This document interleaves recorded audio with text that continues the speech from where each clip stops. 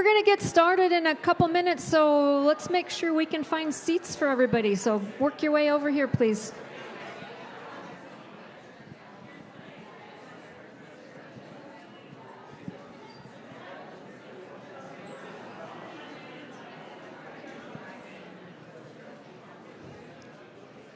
Stuck here? Is that what? Is this stuck here? I don't know what that is. Yeah, it's Rogers. Okay, it's blocking people on this side's view. I wonder if we can We have to ask Roger in the red. Or in Roger with the earphones Okay, or his I'll go guy in ask. the pink. It's all taped down. I mean, I don't know what to tell people. There's 3 seats up here for anybody. I'll just go How ask. many of us?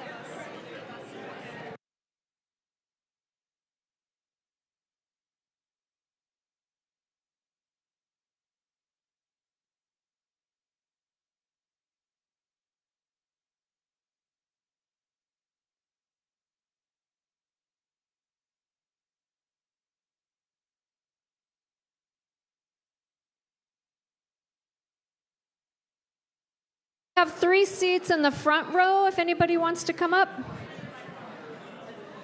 And 3 seats in the second row.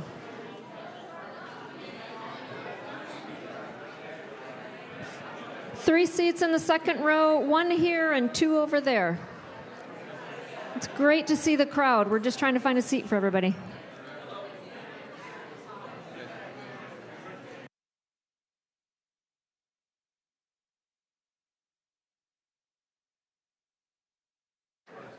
Still have 4 seats up in the first and second row. This isn't a class. You're not going to be graded. You can come up and sit close. Yeah, feel free. There's a couple in the second row and a couple at the far end there.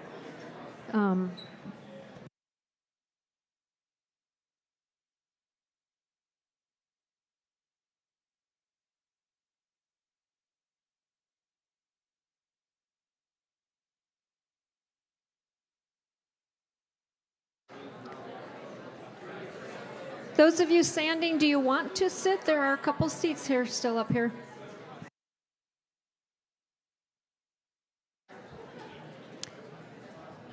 Okay, we're going to get started.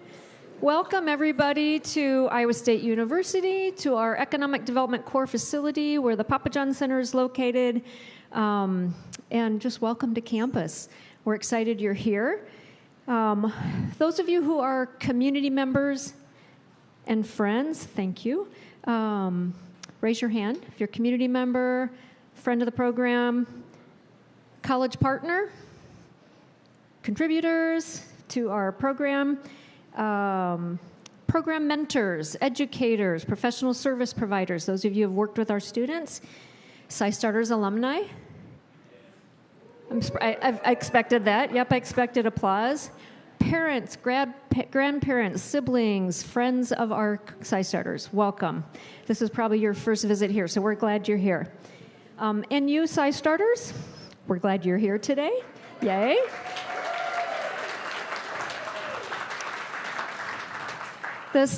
You're an exceptional group. I know you alumni are saying, wait a minute, we were the best cohort. You're all the best cohort. But an exceptional group of students, and we're excited for them to share what they've been learning all year or all summer with us, with all of you today.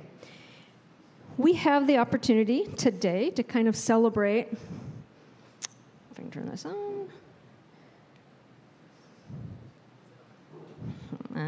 It's not working.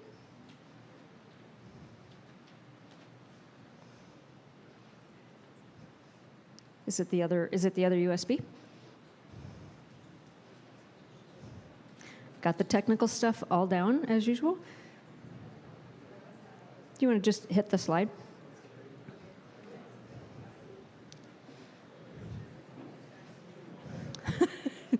This is Tim, our tech guru, right?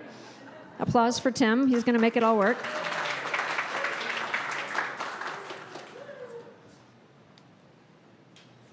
we go. Okay, so we have an opportunity today to do a little bragging. So our Summer Accelerator was awarded the U.S. Association for Small Business and Entrepreneurship Best Model Student or University Accelerator Incubator. So 9 years of celebrating, and we're really, really proud that other people now look to us as a model, and we have other schools trying to copy our model. But I think what makes us truly unique is it's truly an interdisciplinary program. People are trying to do this at campuses all across the country, and we've done it very successfully here, so we're pretty proud of our program.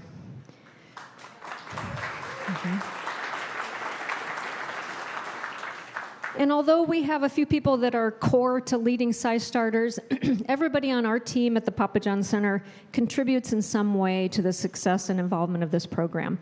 And I just want to recognize all of our people. I'm Judy Isles, so I'm the director of the Papa John Center and have been with all 9 cohorts, and I'm very excited to be here today. I'm going to skip Megan because she's the leader of this program. So Jean Walsh, sitting down here looking like the president in her red and white, is Megan's right-hand person for CyStarters, does accountability. She's laughing at me. Does accountability, helps with a lot of the events and programming, and kind of serves in a mom role for a lot of our students. We have Peter Hong, so when we have tech-based businesses, we look to Peter, who is running our Startup Factory program, which is for our grad students and faculty, entrepreneurs, and community members. And along with Peter, Hannah Kirkendall, also with Startup Factory in our go-to-market program, and Hannah runs our venture mentoring service. So many of the people that are associated with our VMS program are also working with our CyStarters. So Hannah organizes all that and has done some educational sessions for us for CyStarters. Alex Andrade and Blake McClure are our CyBiz student consulting team, so they are helpful with research, market research, resources for our students, and they also listen to pitches and give feedback. Lindsay Murray and Tim Sheevy are our marketing communications team, so all the publicity around this, if you've watched any of the video clips of our students, the photos, the marketing, the communication, some of you probably got a lot of communication about coming today. You obviously paid attention and showed up, which is great. So Tim and Lindsay run our marketing communications, and then Ashley is our master of everything. So she's got her hands on everything we do for CyStarters: student payments, food, hospitality, meeting rooms, research park facilities, and all those things. And Ashley's up there, and you can give her a round of applause.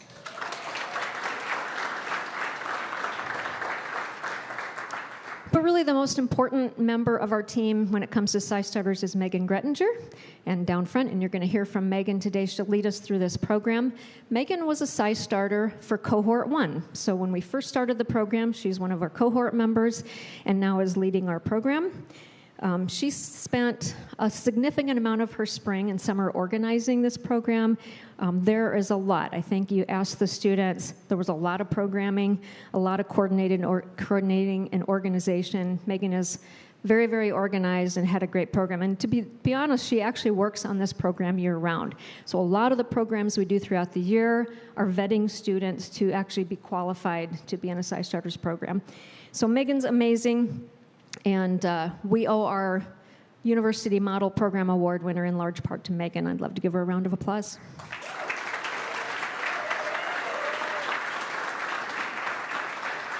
So thanks to the Papa John Center team for all the work to make this happen. Also want to give a shout out to Ann Wright. I know she's here, but I don't see where you landed. Ann, way in the back. So Ann is a faculty member in the Ivy College of Business. She's also an entrepreneur, and she is serving this year as our Ivy Papa John Center Summer Faculty Fellow. So Ann has been working with us weekly to do what we do weekly accountability sessions with the students. She's led some education sessions. And students, if you liked working with Ann, she does teach, and you can take her courses in the fall and spring. So thank you, Ann, for being a part of our summer.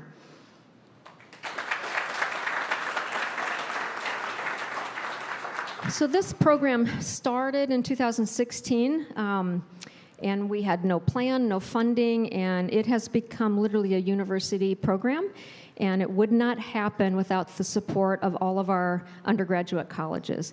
So I want to start with economic development and industry relations. This building is the home for all of the units in economic development, and David Spalding, who is, oh, you're not the, I get you all mixed up. You have too many titles.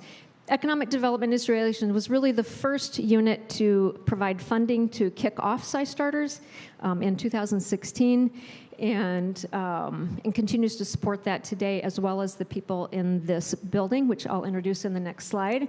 But all of our colleges are involved in this program. So our colleges are either providing courses, programming, different opportunities, but each of the deans of the colleges steps forward with funding to help provide the stipends for the students in the program. So if you look at the number of students there, we have to be able to convince them to stay with us in the summer and give up their summer jobs so they can intern in their own companies, and their own companies don't have money to pay them yet.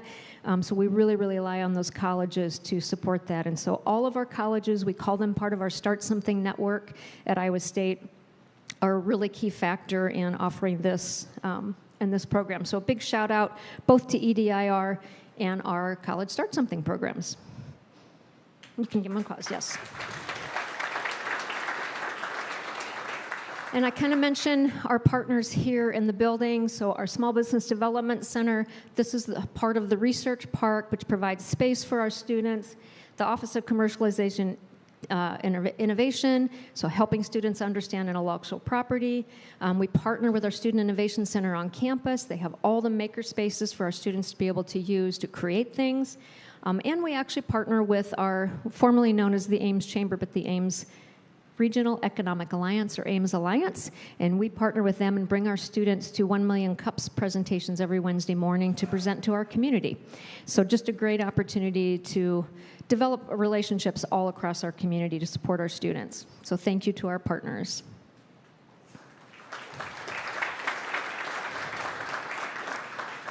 And I will say at Iowa State, we have some pretty amazing leadership, really leading the charge for making Iowa State an entrepreneurship and innovation university. I can't imagine you haven't seen the Innovated Iowa State logos or the Start Something logos. President Winterstein has led that charge since she became president.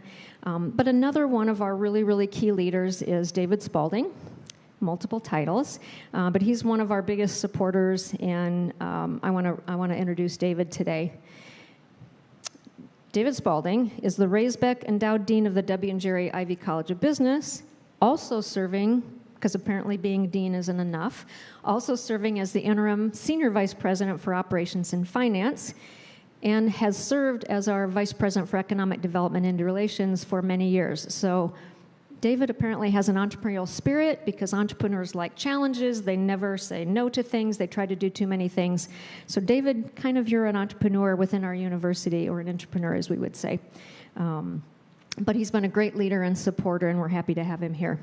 Dean Spalding said yes to CyStarters the first year, along with EDIR, provided funding and support for the program.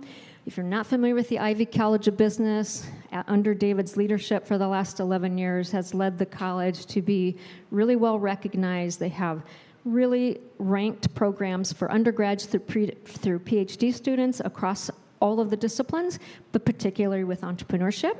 So we really appreciate all you do for the Papa John Center, for entrepreneurship, for our CyStarters program, and for Iowa State University. Please welcome Dean Spalding, and he will provide marks and then introduce Megan Grettinger to kick off our program. Thank you, Dean Spalding, Vice President Spalding, Senior Vice President Spalding, and all that you do. Well, thank you, Judy, and it is outstanding to see a huge crowd out here for what is absolutely one of the best days on campus. Even though we're at the Research Park, we consider the Research Park to be part of our campus as well. So thank you all for coming to join us. It's going to be well worth the time you're spending this afternoon with us, because this is going to be one outstanding afternoon.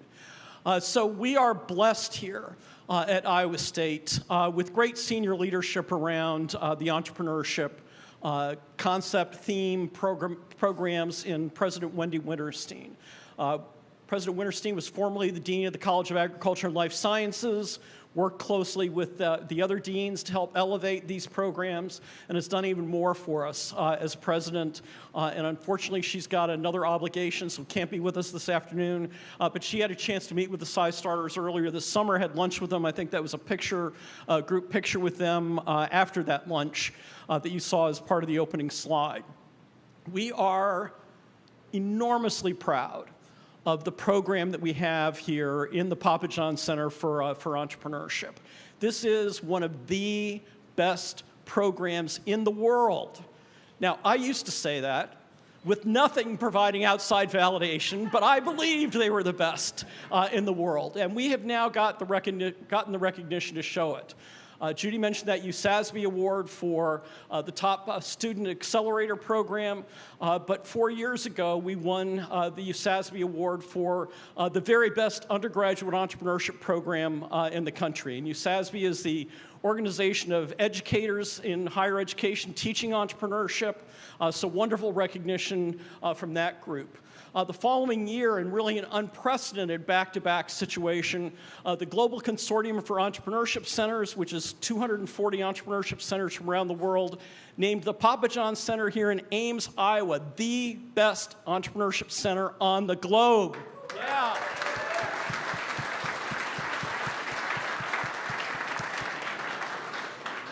So now I can honestly say, validated as the best darn entrepreneurship center on the planet. So, but really great to have Judy and her team. Judy led applause and introductions for all of her people. This really wouldn't be the program it is without Judy Isles. Judy has been involved with the Papa John Center from the beginning 25 years ago, provided outstanding leadership, put together an outstanding team, created great programs. A round of applause for Judy, please.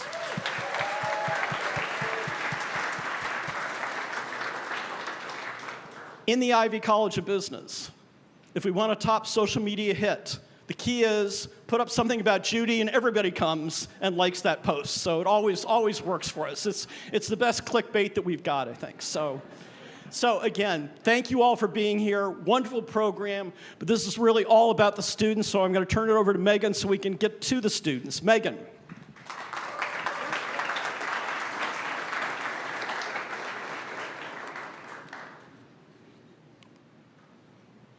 All right, thank you. One, thank you all for coming. It is so awesome to see this room full of people who want to come and support local entrepreneurs and our students here. I'm going to give you a quick overview of the CyStarters program, just so you kind of know what these students have been through. So it's 11 weeks. They dedicate their full summer to work on their idea and their business, which that's a pretty cool level of dedication for them to commit to that. For them to do that, we give them some funding. So individuals get $6,500 and teams get $13,000. That comes from all of our college partners. So again, thank you to the colleges who help make this possible. And throughout the summer, we give them a variety of programming. So we do accountability. At the start of the summer, they all choose their own SMART goals, the things they're going to target and try to reach by the end of the summer. So it's totally up to them to create the programming for themselves and the goals that they're going to shoot for. And I think you'll see how impressive they are today as they pitch for you. So we do one-on-one accountability with them on a weekly basis just to help continue to push them along towards those goals. And then we also host a variety of education sessions. So every single day, Monday through Friday, for the 11 weeks that they're with us, we have anywhere from 1 to 3 education sessions. So they get a crash course on a ton of topics. Our goal is that they have a full entrepreneur's toolkit when they leave that they can take with them, whether it's applicable in their business right now or something they'll refer back to in the future. We also give them space to work out of. So this building is our core space and is where we base our summer program out of. And then once the school year starts, if they're still students, we partner with the Student Innovation Center and have a room there dedicated to CyStarters. So they'll get a key to a co-working space that they can access in between classes and to meet together to continue to grow their businesses. I see some surprised looks. I haven't told them that yet. That's what we talk about tomorrow. So we continue to find ways to hopefully help them connect and grow their businesses in between classes and other things that are going on in their lives. And then we also create this community that I think is really special. As somebody who's gotten to be on both sides of the CyStarters community, as a CyStarter myself and now a leader, It's really cool to be in a room with people who are also working on a really hard thing of starting a business, and to feel that community support in something that typically feels like something you're doing on your own, to have kind of a team around you and supporting you through that. So you all have created great friendships this summer, and now you will become alumni at the end of today's program, and you'll have access to all the other great alumni as well. This program would absolutely not be possible without the help of a ton of people. So Judy already gave a shout out to the Papa John Center team, but I want to say thank you again, because I am MIA all summer, and these people just make sure that I'm covered. So thank you. You all are the best. I also would like to take a second to recognize all of our mentors. So if you mentored this summer, would you mind standing so we can give you a round of applause? Don't be shy.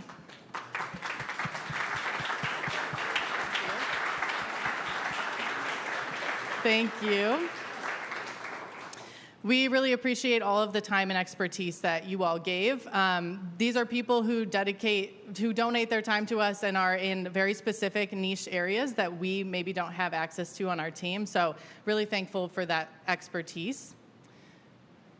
And then I also want to say thank you to all of our educators. So could not possibly put on the amount of programming that we do without having people willing to come in and teach about the topic that they know best. So if you were an educator this summer, would you mind standing so we can give you a round of applause?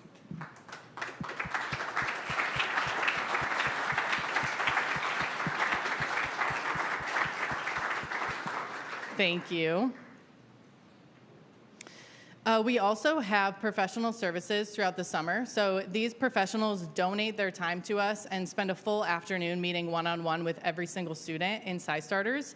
So we have them come in for legal, insurance, and accounting. And this is totally pro bono. And these are areas that really stop people in their tracks when it comes to business, because it feels expensive or unattainable. So really, really thankful for the time that these professionals have come in and donated to our program. So another round of applause for our professional service providers.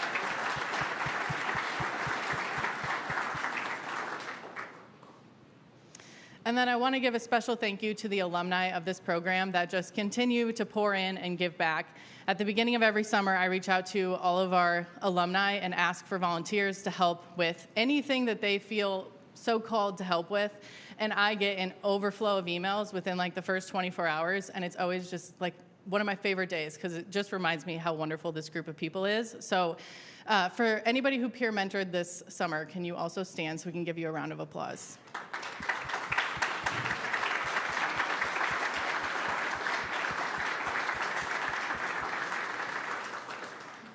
Awesome. And last, I want to give a special thank you to Cohort 9. You guys have been such a treat for me to get to know and hang out with this summer. I have a couple stories to give you guys an idea of what Cohort 9 is like. Every year, every cohort has a different personality. A few of the things that stood out about this cohort: number one, they are very timely. I don't think anybody was late, like, at all, and if they were, it was by like 1 minute. So, way to go. You guys are awesome. Next, this group like really brings everybody together. So I'll always like ask them to do activities, and then I'll say, I won't ever make you do anything that I wouldn't do myself. And since I was a CyStarter, usually that's like, oh, check, I've done it. But this cohort said that's not enough. They pushed me to also do all the activities. So when I asked them to create a one-liner for their businesses, they asked me to create a one-liner for CyStarters.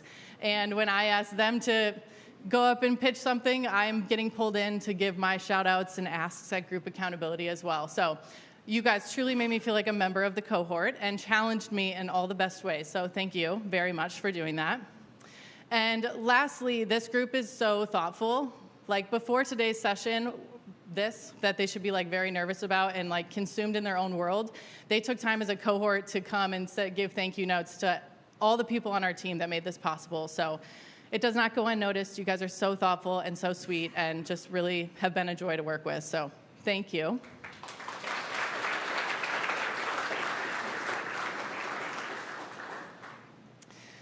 Now, before the presentations, we do have a couple announcements. So today we're giving away some money. First, we're going to award some alumni awards. This This Alumni Award's been around for a few years. It started off as 1 or 2 awards, $1,500, and as our alumni network has grown and our alumni businesses have grown, this award has also grown. So we'll announce those towards the end today, but we intended to give 2, and we'll be giving 3 $2,500 awards because our alumni are so impressive.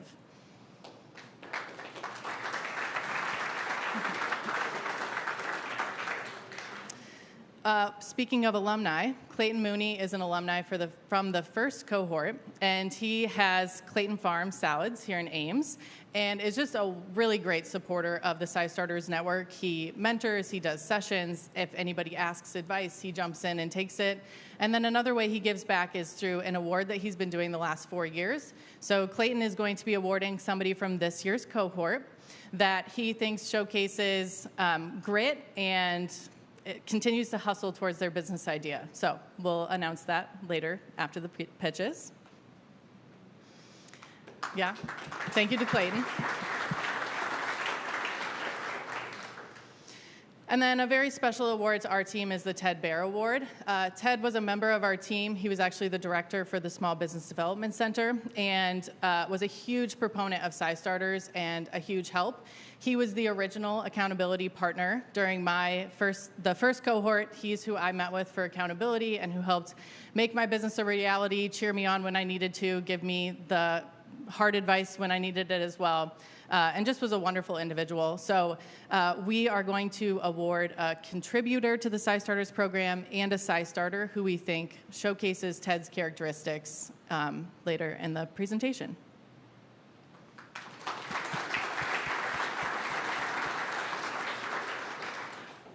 And we have one more surprise for all of you. We have planted 5 mystery judges in the audience. So we will be giving away 5 $1,000 awards at the end of the presentation, and the mystery judges will all pick, in their opinion, the best presentation. And so just a little extra motivator for you all to give your best ever pitch today. There'll be 5 extra awards going out.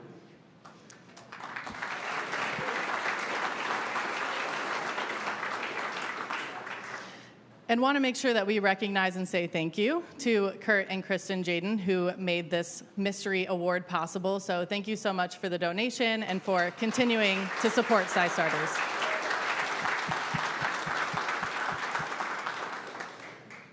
All right, now, what you're actually here for, the pitches. So this is meant to be a fun celebration. So when we introduce them, I want to hear big applause and whistles and screams, and I want you to have fun and get into it. This is supposed to be a super fun, celebratory day. It's their last big thing to do as CyStarters, so don't be afraid to get loud and get excited. We will have them each introduce the next person. So once I introduce Ellie, then we'll just kind of roll through the pitches from there. And there are some QR codes integrated into these slides with some call to actions. So don't be afraid to take out your cell phone and follow those links and interact with their businesses online. All right. You ready, Ellie? Okay. First up, we have Ellie Lasher of Joyful Melodies.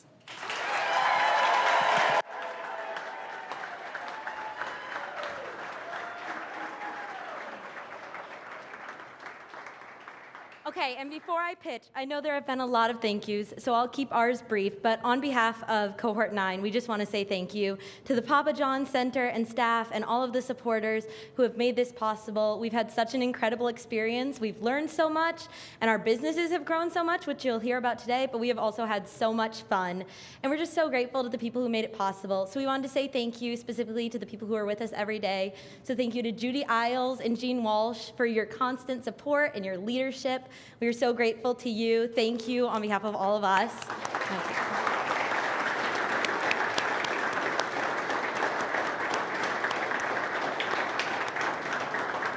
And we especially want to thank Megan. As Judy said, she is with us every day, and we ask her to jump in because we just think the world of her. And so every time we have a social event, the thing is always, we got to ask Megan if she'll come, and got to see if Megan will come play pickleball after work or something, and she does. So thank you to Megan for being with us and for challenging us to be our best and supporting us every day.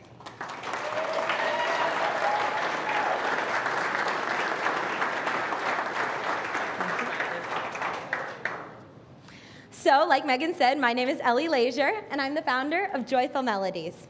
I've played piano for 15 years, and as you can see, I was all in from day one. I believe music should be joyful, and as I've grown as a pianist into today, pursuing my degree as a Bachelor of Arts in Piano Performance at Iowa State, I have loved every second, and I've always found deep joy in playing the piano and a deep love for music.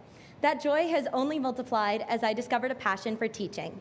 I've taught piano for the past 3 years, mainly working with 4 to 6-year-old beginner students. These children fall right in between the two traditional musical offerings. First of all, there's toddler group music classes, where families come all together with their little one. There's a lot of singing, movement, dancing, games, and play. Then there's the traditional piano lesson. These are one-on-one lessons, teacher and student, typically a full half hour of structured, rigorous education. Both of them are wonderful, but 4 to 6-year-olds fall right in between. They're old enough to advance past toddler group classes and begin learning instrumental basics, but they're not yet old enough for a group piano lesson. They typically don't have the focus to sit still for a full half hour, nor are they reading yet. Typically, most 4 to 6-year-olds are pre-reading, making the traditional piano book methods inaccessible to them. That's where my curriculum, Joyful Melodies, comes in. Joyful Melodies is a fun and playful curriculum. It's based in movement, getting kids up and dancing and having a good time, which makes it engaging and memorable. We want kids to have their first experience with music being something that keeps them coming back for more. For this reason, Joyful Melodies is child-centered. It focuses on developing a strong skill foundation that is easily transferable into individual lessons, especially focusing on rhythmic skills and note identification, meaning kids are ready to progress to the next stage. It's taught in group classes of 3 to 5 students so that children are interacting with their peers, and it's beneficial for the teacher as it allows for more revenue in the same amount of teaching time. It's presented in a multimedia, multisensory format. Multimedia, meaning it takes advantage of current technologies available to enhance the education, and multisensory, making it accessible to all learners, even those who learn differently, like the neurodiverse community.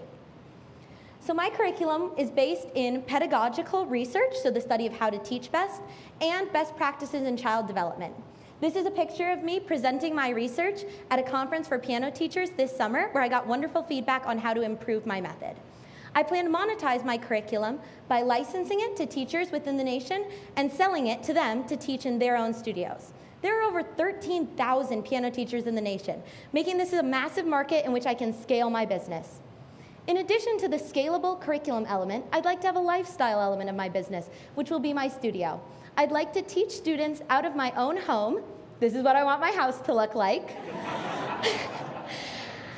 And I'd like to have students as long as I can. It's what I'm passionate about and what brings me joy, and so I want to continue that in my own studio. My studio's tagline will be music classes that grow with you. I'll have cohesive offerings that start when children are infants all the way through graduation, so they can begin as toddlers in those early childhood music classes, progress when they're ready into early group beginner piano lessons, in which I'll teach my own original curriculum, and then advance into individual piano lessons. This cohesive system benefits in 3 ways. First of all, the skills build on each other as the students advance, so they're learning one thing at a time. Secondly, it's a consistent revenue stream for my business as students progress through the method. But finally, and most importantly, it allows for authentic relationships developed that foster both musical and personal growth between the students, their peers, the families of the kiddos, and the whole studio. In terms of my timeline, I've had an incredible summer at CyStarters. I've worked mainly on planning my studio and developing my curriculum. I've developed a full teachable semester of curriculum that I plan to start teaching this fall and iterate on throughout the year with collaboration from local teachers and faculty at Iowa State in piano pedagogy, all leading up to my launch in May of 2025. If any of this struck a chord with you, please stop by my booth afterwards to learn more about Joyful Melodies, music classes that grow with you. Thank you.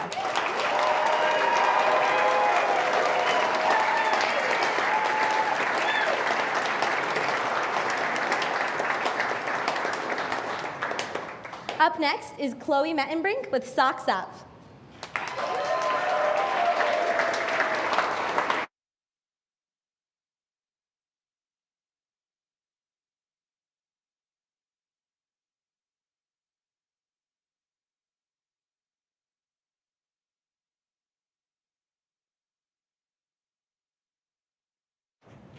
Hi, my name is Chloe Mettenbrink, and my company is Socks Up. Socks Up is an assistive tool that helps individuals with limitations or disabilities put their socks on and take their socks off.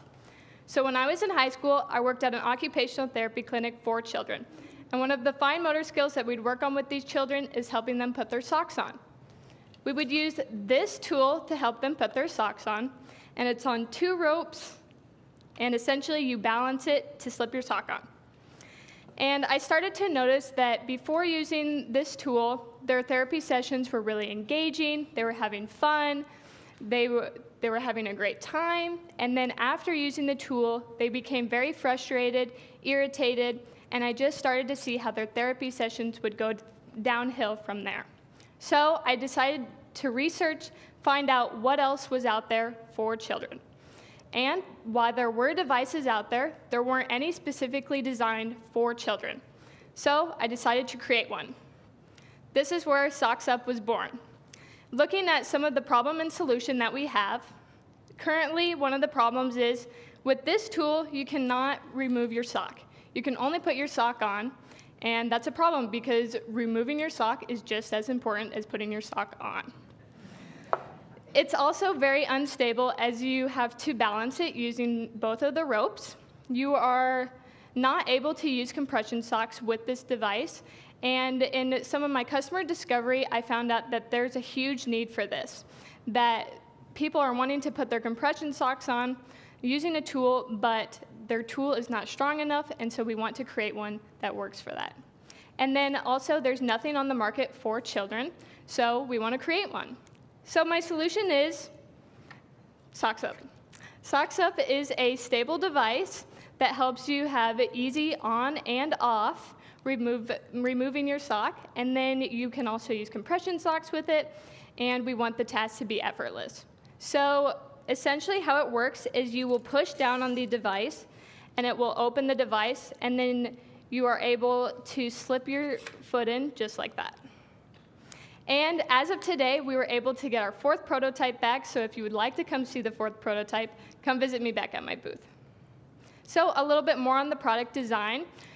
As I said, I want this to be targeted more towards kids, and so we want to include fun colors, utilizing glow-in-the-dark plastics, and having this be a really positive experience for kids, and just a positive ritual throughout their day. So who are my customers? My customers are primarily kids with limitations or disabilities, as well as occupational therapy clinics and physical therapy clinics, just like the one I worked in when I was in high school. However, during customer discovery, I was able to find out that there's a bigger need for this than just in kids. So I have dreams of someday this being in hospitals for people going through recoveries, as well as care facilities for adults. My go-to-market strategy. Currently, I have finished my minimal viable product. I have done customer discovery. I am currently in the stages of prototyping. I have done research, and to date, I have completed 4 different prototypes. After this stage, I would like to approach the initial traction stage. This is where we will implement user testing, improve the prototype, and patent the device. And then finally, we would like to scale. This is where we will connect with medical manufacturers and expand the team. So today, I ask that you partner with me. I'm seeking connections with medical manufacturers, occupational therapists, and physical therapists, as well as hospitals. And I'm looking for trial and error participants as we go through that next stage. And here's my contact information if you'd like to get in touch with me. And I also ask that you come visit me back at my booth. I am always open to new ideas. And today, let's give others the independence that they deserve. Thank you.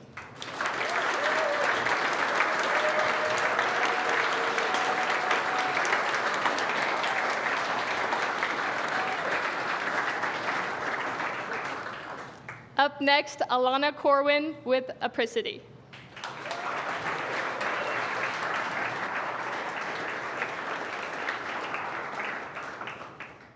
Hello, everybody. My name is Alana Corwin, and I am the founder of Apricity. So, in the United States, there is currently a huge mental health crisis. In Iowa alone, almost 2 million people do not have consistent access to a mental health professional in their community. Apricity aims to help bridge that gap. Apricity develops hybrid mental health curriculums for those who need to supplement or do not have access to traditional mental health care in their community. Apricity is not an on-demand counseling service like BetterHelp or a textbook-heavy lesson like you'd find in the typical college student's course. Apricity is hybrid, meaning that part is physical and part is online. The physical combines aspects of a workbook, planner, journal, and goal tracking all in one. The online is an on-demand educational resource that has been pre-recorded by industry professionals, along with additional support activities, such as recipes, affirmation cards, or additionally journal prompts. So, Apricity hopes to look a little bit something like this: a smooth and incognito design with an NFC tag directly embedded in the cover within the gold clasp. So, it also aims to have a larger database of supplemental activities. So, for right now, for those of you who have visited my booth, I'm sure you've seen that I do have prepared NFC card tags. These NFC card tags have instant access to the Apricity Self-Care Guide. I have 4 different designs for you to choose from today, so whichever one speaks to you, you can come up and get for free today. So, what kind of a product would Apricity be if it wasn't based in science? Apricity is based on the levels of Maslow's hierarchy of needs. For example, to fulfill the physiological level, we're going to talk about nutrition, and an activity to keep the user engaged is to talk about the MyPlate quiz, which is hosted by the USDA. So, besides myself, 2 other people are involved in Apricity. Dr. Amy Zarling is a clinical psychologist and an associate professor here at ISU. Jamal Beavers is a junior studying psychology who is also working on publishing his first research paper this summer. I believe that businesses have a responsibility to the community that has helped them. I have a goal of donating to different nonprofits. For example, Grayson's Gifts, which is an Iowa-based adoption grant, or Restoring Rainbows, which is a nonprofit with the goal of donating youth school supplies back to their communities. So, my ask for you today is to come visit me at my table, get a free Apricity demo, and leave me your email so I can get in touch with you with different offers and news as Apricity comes to market. Thank you.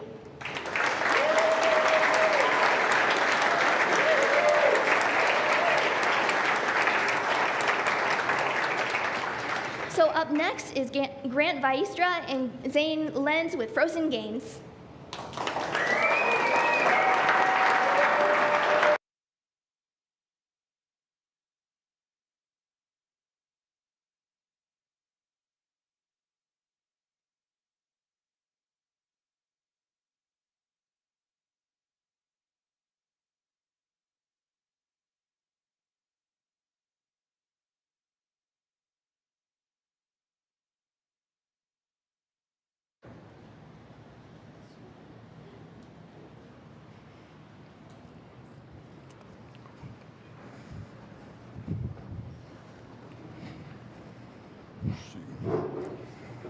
All right, hello, I'm Grant Veenstra.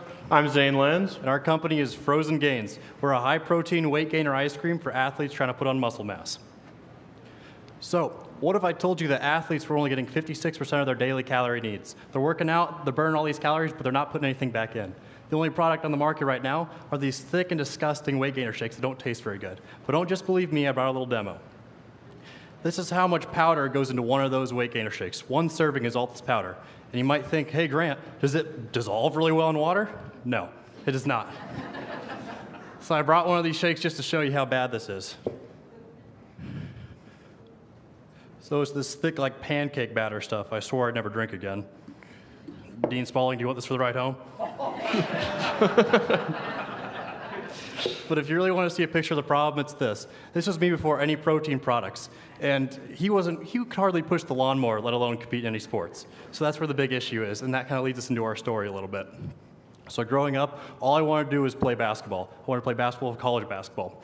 And obviously, I was too small to compete in any form or fashion. But one of my buddies in high school was like, hey, Grant, try these weight gainer shakes. So I was like, all right, I'll try anything. So I was taking these shakes, and finally I was able to put enough muscle on. I played college basketball. I get there, I feel pretty good. You know, I've made it, I've made my goals. I was the biggest freshman in my class. However, the coach took me aside. He goes, Grant, if you're going to be successful, you got to put on 15 to 30 more pounds. And I initially thought, not the shakes again. So I started the weight gaining journey again. I was going to the cafeteria. They'd give me some kind of meat, potato, vegetable. I'd get another plate with 6 chicken breasts on it, one with a salad, a lot of ranch, and then, ironically, an ice cream cone. I'd do that for lunch, I'd do that for dinner, and then I'd have one of these shakes afterwards, and it was terrible. So I was on Google. I was looking for, was there any other products? And there wasn't. So that's when I was thinking maybe something else should exist. And Zane's got a similar story, too. So I started the mass gainer shakes in high school as well, but pretty quickly I decided I'm not doing this. This is not food. I tried to replace it with additional protein shakes and 1,000-calorie meals, but after the university took all my money, I had to find another solution. After meeting Grant and a few campfire beers, the solution was born. Frozen Gains ice cream is a high-protein, high-calorie, delicious mass gainer ice cream designed to help athletes put on muscle mass. It's a mass gainer, which means that similar to a protein product, it has high protein content. The difference being that there's additional carbs and fats to offset the calories one would lose during a typical workout. So this is our first prototype of our pint that will be sold in. And this is our mascot. We call him the Swoller Bear. So the mass gainer market is expected to exceed $10 billion by about 2030. Over 60% of Americans are participating in physical activity on a regular basis, and over 40% of athletes are consuming protein products on a regular basis. So clearly there is a massive market for something like this. You may be wondering what else is out there. You've got the mass gainer shakes, traditional ice cream such as Haagen-Dazs, and there are a few protein ice creams out there, but all of them are lacking in some regard compared to our product. They might be lacking in calories, their protein content isn't all that great, or they're just a chore to consume. What Frozen Gains aims to do is to combine the strengths of all of these products into one great product. So our primary market we're trying to serve is athletes and weightlifters. You might be thinking, duh, who else would even want to use this? We actually think we have a pretty sizable secondary market as well. So starting out, my aunt works in the medical field with a lot of underdeveloped children, and they struggle to put on weight to be healthy because try to get a kid to drink that. They don't want to. But a kid will like ice cream. Who doesn't like ice cream? Secondly, my grandpa, he's getting a little older. He's got Parkinson's. It's hard for him to eat. Things upset his stomach. But he would eat ice cream too. This would be a product that could help him as well. And lastly, there's some illness-afflicted people who struggle from weight loss. Maybe their medications make them sick and they struggle, so they could use this product as well to help them out. So our target launch date is in August. We're wanting to get our product out there, but today we have 3 flavors for you guys to try: vanilla, chocolate, and salted caramel back there. And our ask for today is that, so our ask is that if you have any connections in different retail markets or anything that would like to sell our product, to come connect with us. And also, if you want to be the first to know about when we finally launch, our QR code's right here for a little more information about us and stay updated. So everyone help us unfreeze your gains with Frozen Gains.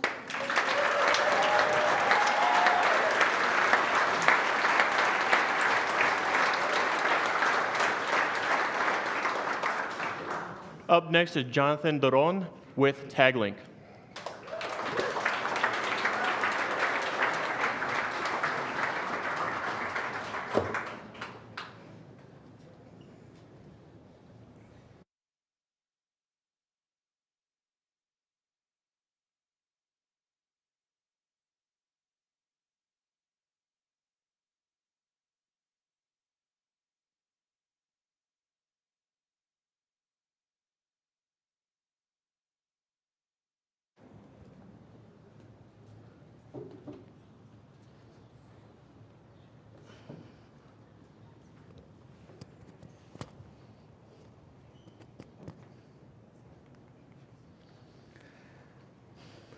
There are 60,000 used car dealerships in the United States. Most of these dealerships have hundreds of vehicles coming in and out of their lots every single year. These vehicles are different brands, models, and years of vehicles.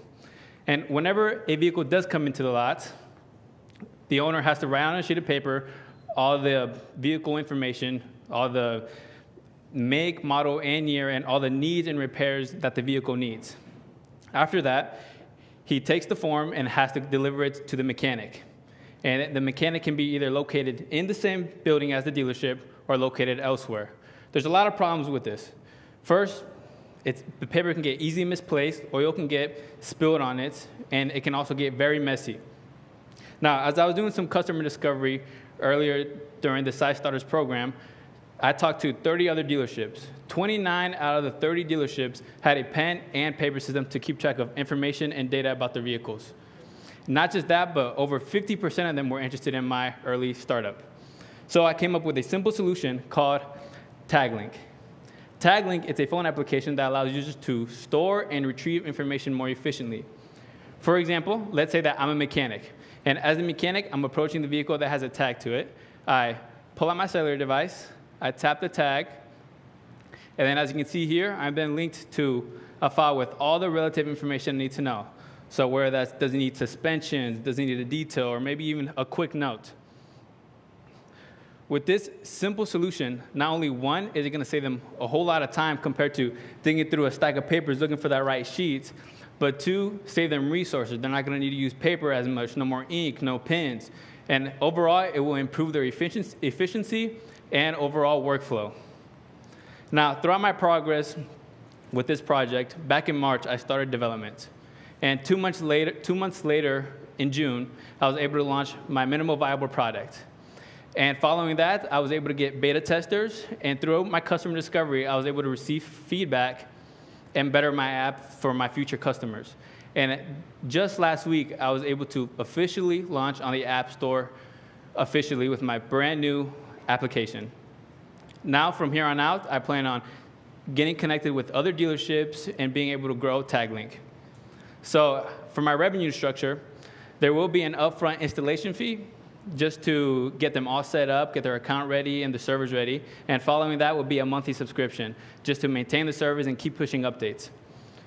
So for my ask for you guys today, if any of you guys have any connections to any dealerships or anyone in the auto industry, feel free to give them this QR code to get in contact with me.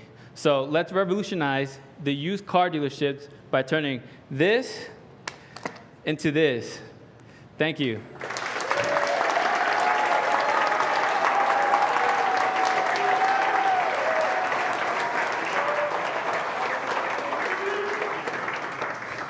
Up next is Danny Rothman with Bustle Roll Bridal.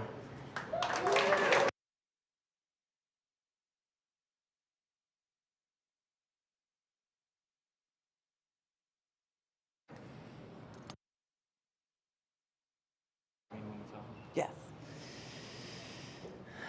Okay. Hi, I'm Danny Rothman, and Bustle Row Bridal is the result of the last 10 years of my life, and I'm really excited to share it with you all today. So, David's Bridal has been selling the same silhouettes and the same fabrics since the 90s, and it shows. They have declared bankruptcy twice in the last 5 years. So they insist on telling brides what they should be wearing for their wedding rather than listening to what the market has to tell them. So we continue to see sample sizes that are just around a size 8, whereas most lines go up to a 12 or a 14. But the average American bride is a size 16. That locks plus-size bodies out of the process almost entirely. Additionally, we have become fixated on this archaic idea of the features that a bride should have. And that further locks out a number of other body types, including athletes, people with a variety of medical situations, as well as people that identify outside of the gender binary. When we think about it at its very most fundamental, brides, the wedding dress is the most expensive garment that a bride will ever buy, and it's often the only piece they ever get altered to fit their body.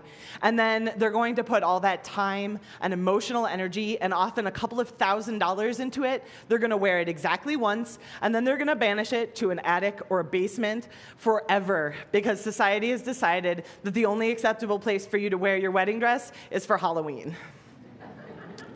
So I've spent 8 years working in bridal alterations in Chicago and here in Des Moines, and I've listened to what the brides and their moms have had to say, as well as the seamstresses and the salespeople who are working behind the scenes.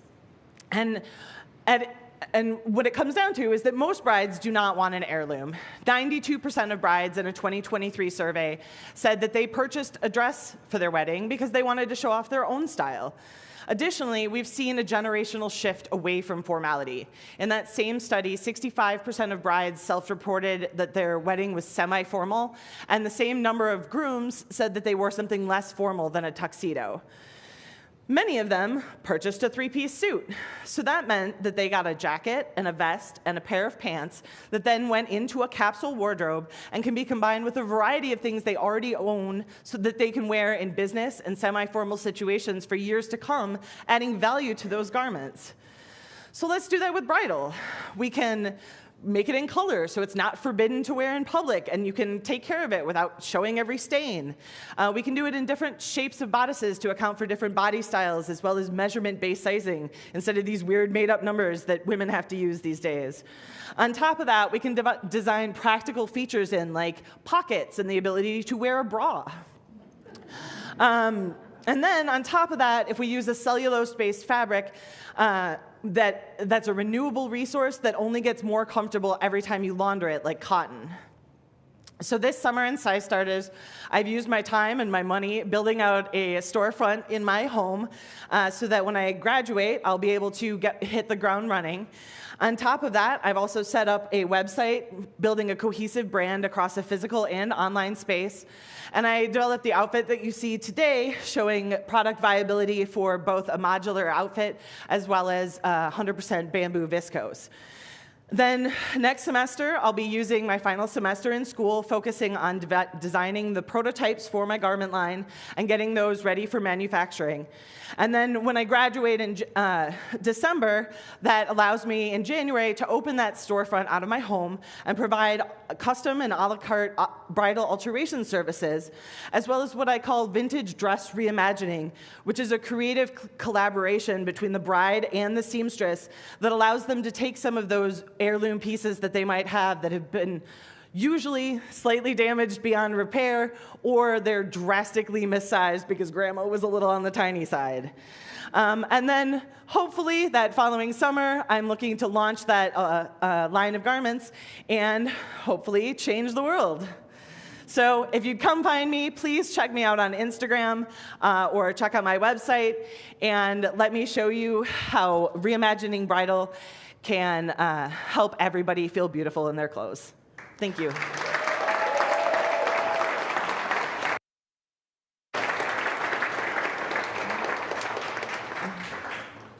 Up next, we have Samuel Gens and Jacob Schulmeister with Impulse AI.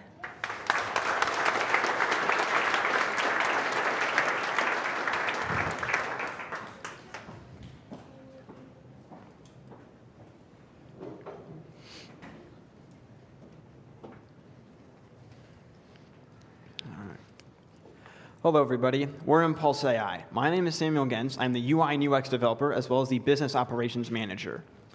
And I'm Jacob Schulmeister. I'm the backend developer and the algorithm developer. So Impulse AI is a software studio that develops AI apps that boost your productivity and save you time. So it all started, I was a freshman in college, I had a lot of different things going on, I was working an online job, had a bunch of different classes, and I was trying to grow my online network. I had all these different things to do, and I thought, surely there's a faster way I could be doing this. Well, having a background in majoring in software engineering, I decided I was going to start developing software automations to help me do these different things more efficiently. That was when I decided that I could come up with a business that kind of does this, and that was when I approached Jacob with the idea. Yeah. And I've always been programming little side projects and side hustles. So when Samuel came to me with the idea of starting an AI software company, I was fully on board. We have two main customers, small to medium-sized businesses and also busy people. Our first main business, or software targeted towards businesses, is Impulse Analyzer.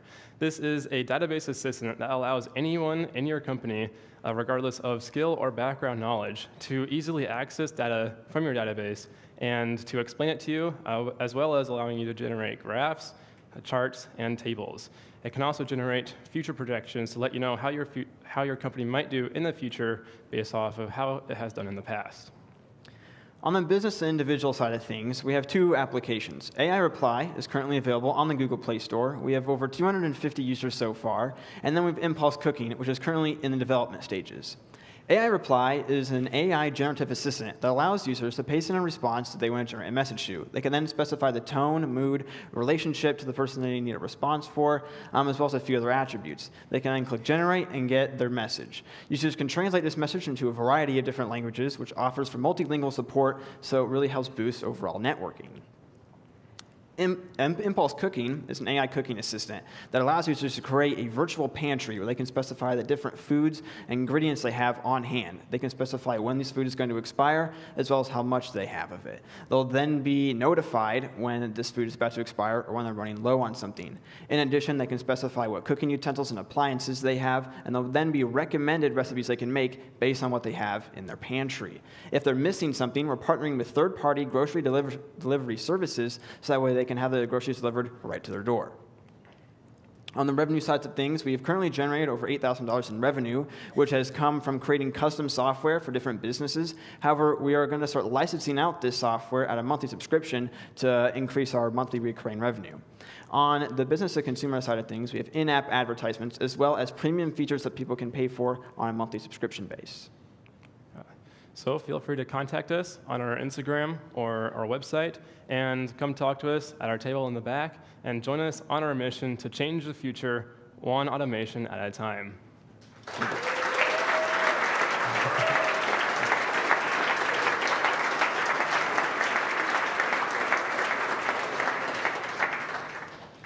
Up next, we have Kai Hun-Toon with Neutral.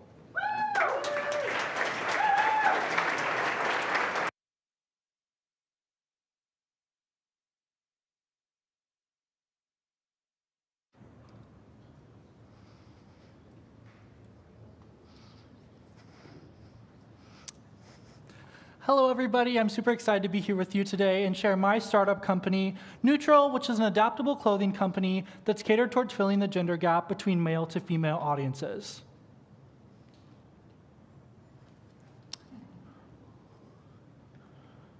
A little bit about me. My name is Kai Hun-Toon, and I am the designer and founder behind Neutral, and I am also a senior in the fashion design program here at Iowa State University, studying fashion design. Neutral was founded in the midst of my personal identity exploration. As a child, I would often find myself going into stores. I'd want to wear women's clothing because I liked all the bells and whistles that it had in its silhouettes, but then I would go to put it on my body and it wouldn't accommodate my body accurately.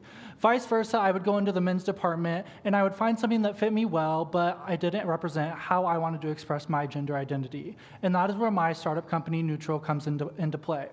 People ask me all the time throughout the CyStarters program, what is Neutral? And I like to say it's strictly in our name. Neutral is an adaptable clothing company that's catered specifically for gender-neutral individuals so that they can feel comfortable in their own skin. In the midst of our society as a whole, there's a lack of anti-diversity, equity, and inclusion acts going into our legislature, as well as anti-gay and trans laws. And our goal with Neutral is to affirm those individuals that are being targeted by that legislature and help them feel comfortable in a society that deems them not. As we enter our market, here's a little graph that further explores our kind of gender introduction into the market. But on the left-hand side, we have a masculine presenting individual. And when traditional manufacturing and clothing design is going into play, they take into a male body type for a male garment. Vice versa with a female, they take in a female body type for a female garment. And with Neutral, we aim to ease that graph area in between because we believe that gender is on a scale. So our goal is to provide adaptable clothing to fill that gap. Alongside our physical objective of garments not fitting individuals correctly, we also have a higher social objective to represent all individuals in our media. In the media landscape, specifically the fashion industry, we see a lack of representation for all individuals in our media, and that is what Neutral aims to do, is to showcase individuals on our platform so they feel heard, seen, and affirmed in their gender. Alongside these physical and societal issues, I present to you all the solution, Neutral, which is an adaptable clothing line for all body types. Here I have one garment that we have here today at Demo Day. If you guys want to come take a look, it's back at my booth. But this is our Everyone Everywhere top, which is made of a super stretchy neoprene fabric that allows multiple body types to kind of stretch and accommodate both the male and gender, female and male gender gaps, where the ruching also accommodates a female's bust as well as a male's bust.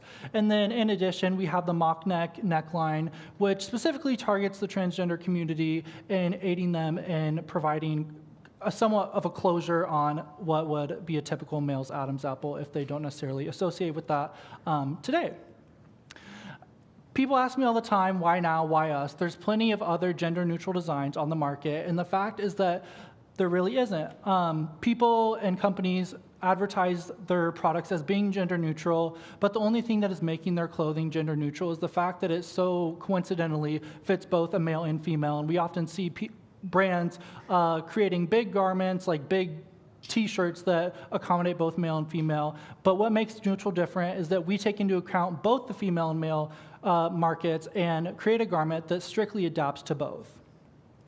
From concept to creation, here is kind of the launch of Neutral and the stages we are currently at. But Neutral was conceived here at Iowa State University in one of my design courses in February of 2023, as well as our first prototype.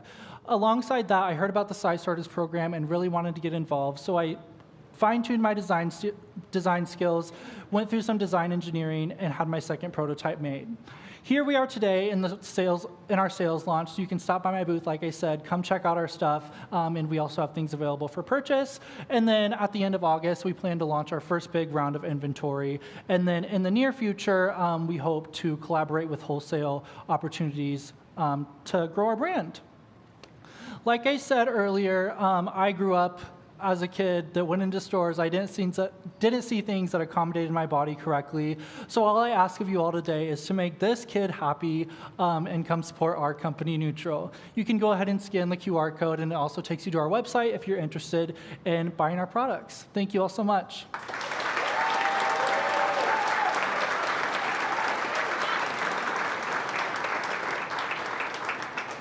Next up, we have Shayla Tem with Bell Brand Artistry.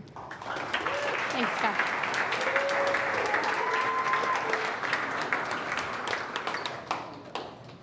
Hello, everyone. My name is Shayla Bell Tim, and today I'm presenting to you my company, Bell Brand Artistry, offering photography services focused on connection, collaboration, and quality. So a little bit about me is that I grew up always loved creating and crafting, and my mom and I would even scrapbook all the time, images of my sister and I. And now going into my 4th year as an integrated studio art major, I have found that I'm truly fueled by traveling, exploring, connecting with other people, and really just being able to gift my art to others and interact with them through that. So Bell Brand Artistry started with, obviously, photography because it's a medium that I can interact with other people, and personal photography especially. I get to photograph graduating high school seniors, seniors graduating from college, and then also families and special events, which is truly just milestone moments that we all probably have experienced and want to share with other people. And then expanding into couples engagements and weddings, where I get to document every stage of a couple's love story and share these images with them to show their kids in the future. And then finally this summer, I have been able to work with a few small business owners to document them in their spaces and in my studio space to showcase on their visual platforms for their clients. And now I showed you all these pictures. You might be wondering, okay, great, she's a photographer, but what makes her different? Well, this summer, I spent a lot of time researching and doing customer discovery through the community and found that there's 2 major things and issues in the industry of photography that people are seeking. And one is that they are nervous and camera shy. They don't feel confident going into a session. They don't, they're not prepared, and they just don't feel comfortable and confident in front of the camera. The second being that they need to be a part of the session and they want to have a collaborative say in the inspiration and design of it. And then, of course, a need to capture these milestone moments that you've all probably experienced and get to share with others. And small business photography, where business owners or people in businesses truly just need documentation to share with their clients and show them what they truly do. So to make sure and ensure that every single client of mine is well taken care of, that they feel confident, comfortable, and empowered in every single session of mine, I focus a ton on connection. Connection meaning when they first inquiry to me, they I automatically set up a meeting with them so that we can meet one-on-one, become friends, we have this relationship going into a session. My photography experiences are not transactional. I truly just want to get to know the people for who they are. And creative collaboration, before a session, I share an inspiration board where they can also add to, and they also have the flexibility of location and things that are meaningful to them as a collaborative effort. And then quality obviously comes with my background as a studio art major. I have taken numerous courses in photography and also worked with clients over the past 2 years. So, 150 clients to date. I started 2 years ago and have booked over 65 sessions and 5 weddings this year that I'm excited to share, and also opening my studio on June 1st this summer. Here are a few images of that space that I even got to share with all the wonderful CyStarters here and take images of them in their element and with their products, and then also small businesses and seniors. This space is truly a fun, colorful, inviting atmosphere that everyone can enjoy that I work with, and I often have some music going in the background, and it's truly just a fun, collaborative space that I get to share with others. And these are kind of a one-off of these other services I provide, so you might not be experiencing a milestone moment and you still want to engage. I offer travel photography images that I'm also selling today over at my table, so come check those out. I've had the privilege to study abroad and travel to over 6 different countries, and these are all from Santorini, Greece, which I just love the water and environment and bright colors, so you can come check those out. Finally, I just ask that you please follow my journey. Here is a QR code to a family mini session. If you are a family and in need of getting some portraits done before the holiday season, which is probably going to come up before we know it, or in a business or a business owner who needs who would like a free consultation about what I offer for my business packages, also scan the QR code. And of course, follow me at bellbrainartistry.com and check out my website for more images on my portfolio and even inquiry for other things. Finally, I just want to say thank you all so much for listening to me today talk about a business I'm so passionate about, and a special thanks to all the Papa John's staff, and especially Megan for all your support and encouragement this summer. I truly couldn't do it without you all, and I feel blessed to be able to connect with you all today, because that is truly my mission with Bell Brand Artistry.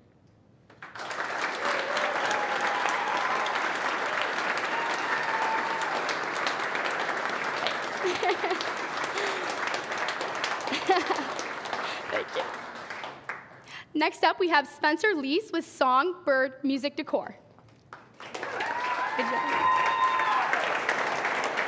Thank you, thank you, thank you.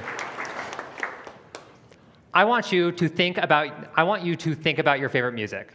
Imagine everything you loved about it, the quotes, melodies, and the memories tied to them, all on a piece of wall decor for your space. Sounds incredible, but it doesn't exist on the market. In a survey of music listeners, 75% of them said they looked for music-based wall decor to no avail. My name is Spencer Lease. I'm the founder of Songbird Music Decor, a company creating sleek and customizable posters for music listeners. Some background on me: I'm an advertising major here at Iowa State. I have an interest in design, but most importantly, I'm a huge music fan. So I moved into my first apartment. I wanted to design it nicely, and I wanted to show off my love for music. One problem: I like pretty obscure music. So here's the streaming numbers of Taylor Swift, and here's my favorite guy. Big problem. This causes problems because there wasn't a lot on the market for what I was looking for. They fell into 3 main bins: the album cover with some sort of track list under it, an audio visual of the song like this, or a minimalist poster of an extended version of the album cover. This type of drag and drop design can come off as really hollow. Think about it. It's an album cover that fans have seen hundreds of times, copy and pasted onto thousands of identical poster designs. Additionally, these usually are printed on pretty dodgy materials, making them lack staying power. So nothing fit the needs of my market. So I took inspiration from each of these and turned them into an ideal product with Songbird Music Decor. Songbird takes the core aesthetics of an album, turning it into a new and inspired piece of art with an emphasis on the music. When somebody orders, they get to pick their favorite quote from the record to place on the poster as a one-of-a-kind accent. They're printed on sleek materials and sleek designs to make them quality, long-lasting pieces of art for your space. This simple idea has nearly endless possibilities.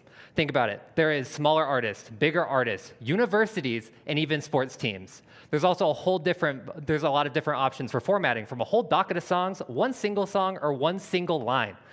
You might have noticed, this little guy I keep on popping up on each of these posters, he's not just some pretty face that fits the aesthetic of the poster he's on, he has something called Tapper Tech. For whenever you tap him with your phone in the corner of the poster, it goes directly back to the artist, giving all of that streaming revenue back to the artists themselves. All of this sounds wonderful, but it doesn't help if Songbird doesn't have the poster you're looking for. No problems. Songbird has something called Ground Up Customs, where you pick a day you want your poster by, and I give you quality and revisions before I send it your way. One thing that this does great is weddings. This is one for a wedding in Portugal. That is where the bride and groom ended up getting engaged, and here's them holding it at that exact location. Wonderful. To sum all of it up, Songbird has meaningful customization, sleek derivative designs, options for a lot of spaces, materials that last, neat music tech, and personal orders. This is Songbird, getting to the core of what makes music cool and giving people an outlet to show it off. Sure, we have competitors, but with what we're doing and how we're doing in the market, we're a one of a kind in the market. Last month, I launched my website, songbirdmd.com, where people can get their favorite music prints as well as request completely new ones. Posters range from $45 for a custom poster all the way down to $20 and $22 for pre-mades. In the last 4 months, I've done $1,050 in sales, which equates to about 50 different posters. Looking forward, I want to take Songbird into campus retailers and vinyl shops, as well as getting to other wall decor such as canvas prints. Then, eventually, I want to give back to the artist through music charities and royalty systems for each artist. Today, I brought the lovely world of Songbird to you guys. I have some Iowa State prints, some Midwestern sports teams, and some iconic albums. Stop by my booth to pick up a print for yourself or just talk to me a little more. Get your favorite tunes in your room with Songbird Music Decor. Thank you.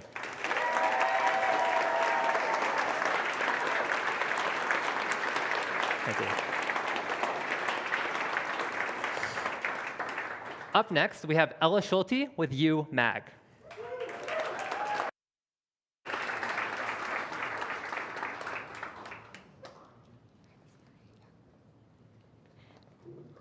Hi, my name is Ella Schulte, and I'm the founder of UMeg. Meet Chloe. Chloe is a girl, and she also represents my target audience, by the way. She is a girl who loves lots of different things. She likes fashion, food, cooking. She's a little bit into sports, but not too much, and has these different interests. Currently, if she wants to see herself represented in the magazine industry, she might be subscribed to these varying publications.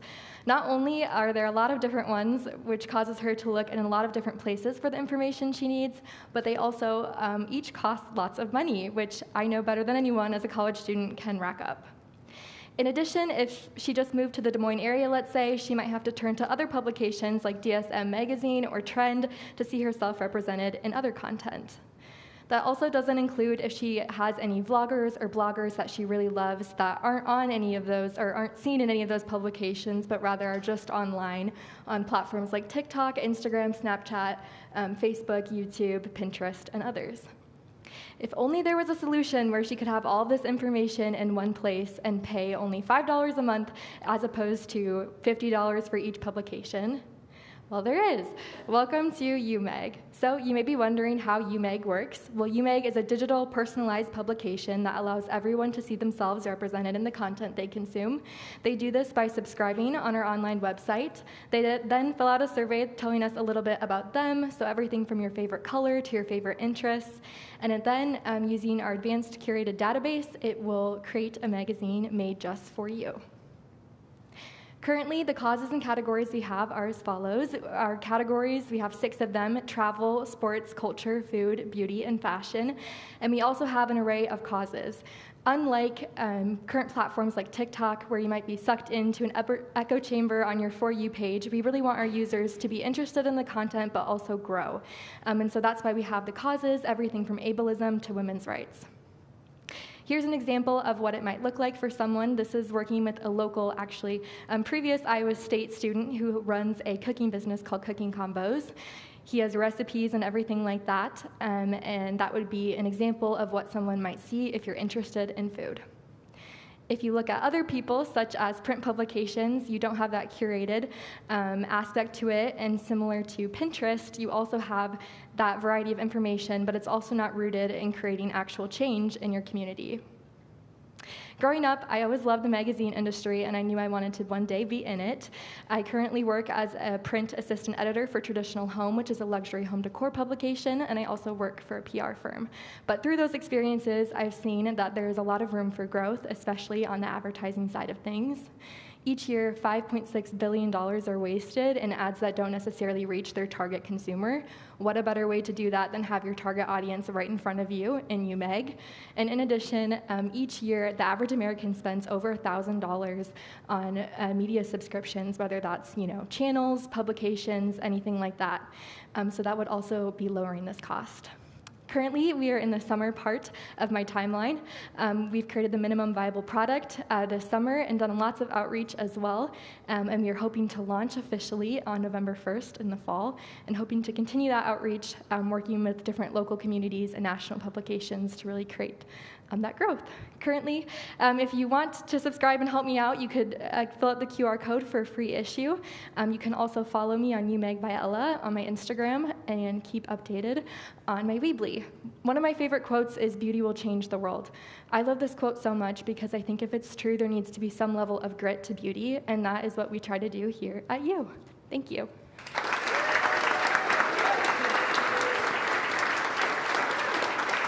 Up next we have Caden Bowie with Fix and Pay. Good job.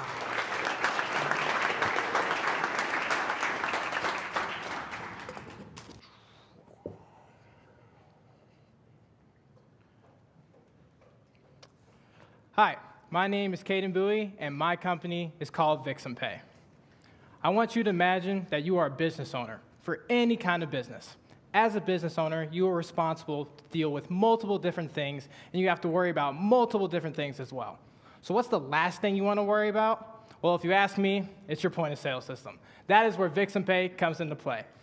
At Fix and Pay, I work as a point of sale system consultant.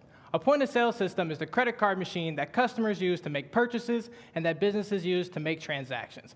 At Fix and Pay, we partner with other payment processing companies, so we have a plethora of point of sale options that we can consult on. What I do is I go into local businesses, I find out which point of sale system they're using, I then try to identify any problems that they're having with it, and it is my job to solve those problems. I solve those problems by offering them a tailored point of sale system that is designed for their kind of business. So 1, I can eliminate those problems, 2, I can save them some time, and 3, I can save them some money. So when it comes to the current marketplace of point of sale systems, I've identified 3 main issues that my target market deals with daily. The first issue is the initial cost of equipment and processing fees. Right now, if you're going to go buy a point of sale system, you're going to spend anywhere from $500 to $1,500 just for one system. And if your business is doing about $50K monthly volume, you're paying anywhere from $1,000 to $1,500 as well in credit card processing fees. For small businesses, this can be a lot of money. The second problem is underperforming point of sale systems. A lot of point of sale systems are just really old, so they have outdated hardware and software, and it makes it run really slow, and this can lead to not being user-friendly for the employees, dealing with inefficiencies. And also, it can be part of the wrong industry. I can't tell you how many times I've gone to a restaurant, and I see them using a point of sale system that is designed for retail. And then the third problem is inadequate customer service. I've talked to plenty of merchants, and they've all told me their horror customer service stories. They'll call customer service, they can't get a hold of anybody, they have to fix the problem themselves. And if they do get in contact with customer service, there can be a language barrier. They can't understand the customer service rep can't understand them, there's frustration. And also, they can provide them the wrong information. They'll tell them how to fix something, but honestly, they didn't fix anything at all. So what are the solutions for all these problems? Well, I'll tell you. The solutions are Fix and Pay. At Fix and Pay, I have the ability to offer discounted equipment and hardware because I personally pay for it, and then I introduce them to cash discounts so they have the option not to pay credit card processing fees. I then find point of sale systems that are designed for their kind of business, and when it comes to customer service, they do not need to worry because Fix and Pay will be the customer service. The thing that makes me differentiate from my competitors, I offer local representation. Take my client, Casa Azteca, for example. I personally installed this point of sale system into their restaurant, as well as their credit card swipers and their printers. So if they have issues with any of these things, I will be the person they call, and I will be the person that comes and fixes their problems. I saved them a total about $1,700 on equipment, and I saved them about $1,000 to $2,000 a month just by using cash discount. Right now, my target market is just local businesses in Iowa. I did some research, and I found out that 57% of transactions in America were cashless payment, so that means there is a need for businesses like mine. In total, there are about 277,555 local businesses in Iowa, and I could potentially work with all of them. For example, some of the clients right now we're currently working with is West Street Deli here in Ames, and Felix and Oscars, and Samurai Sushi and Bachi in Des Moines. So at Vixen Pay, we are a payment processing company that was started in October of 2021 by my father, Vince Bowie, and after him doing it for a year, I decided I wanted to join the company as well, and that is where I became vice president and COO. Currently, we have 6 employees, but right now we have 72 clients as well, and we are continuing to growing. In CyStarters, I made a lot of progress. I closed about 5 different businesses. I launched my very own Vixen Pay website, and I hired a new consulting agent as well. So what's next for Vixen Pay? Well, in 5 years, I would like to hire an assistant. I would like to have my own installation and support team, and I'd like to have at least 20 employees. In 10 years, I would like to have a client in every state, $50,000 in monthly earnings, and Vixen Pay's own point-of-sale system, so I no longer have to partner with anybody else. So my ask for you guys today is to scan my QR code, go to vixenpayconsulting.com, and refer me to any business that you know that needs to find a new point-of-sale system and also would like to schedule a free demo. Also, visit my table so you can find out how Vixen Pay is not in the convincing business, but how we are in the helping business. Thank you.